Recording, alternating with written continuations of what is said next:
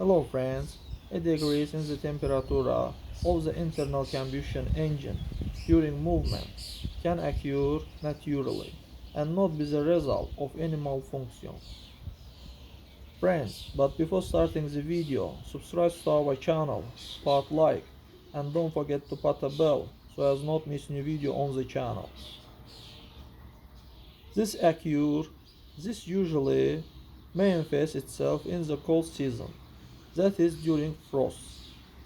On many vehicles, when driving on the highway, the temperature of the engine drops, as the radiator and the front of the engine compartment are open to oncoming air.